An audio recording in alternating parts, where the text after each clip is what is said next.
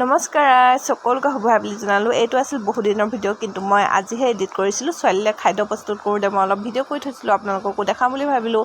এয়া মই ছোৱালীক কল খুৱাম বুলি ভাবিলোঁ। কলটো প্ৰথমে ষ্টিম কৰি দিছোঁ আৰু এনেকৈ সৰু সৰুকৈ কাটি এনেকৈ জুইতে কৰি লৈছোঁ চচপেনটোৰ ওপৰত। তাৰপৰা মই ইয়াত মিক্সাৰত দি দিছোঁ। মিক্সাৰত অকণমান তাল মিচিৰি গুড়ি কৰি থৈছিলোঁ দেই। গুড়ি কৰি মানে এটা টেমাত সোমাই থৈছোঁ, তাতে লাগি আছিলে, তাতে কৰি দিলোঁ। আৰু মই এয়া ৰেডি হৈ গ'ল মোৰ কলৰ। এনেকৈ অকণমানো মানে গোটা গোটা নথ'ব। আৰু ইয়াত গুটি আছিলে দুটামান, সেই গুটিকেইটাতো মই নোখোৱাওঁ, সেইবাবে সেইকেইটা আঁতৰাই দিম। আৰু পিছত এয়া পূৰা মিহি হৈ গ'ল, মানে পিউৰি হৈ গ'ল। তাৰপৰা এইটো হ'ল আন এটা ৰেচিপি চিৰাখিনি প্ৰথমে 2-3 বাৰ ধুই পিনি এয়া মই 5 মিনিটমান তিয়াই লৈছোঁ। তাৰপৰা এইখিনি মই এতিয়া মিক্সাৰত সুন্দৰকৈ মানে গুড়ি কৰি ল'ম, অলপো গোটা নথ'ব দেই।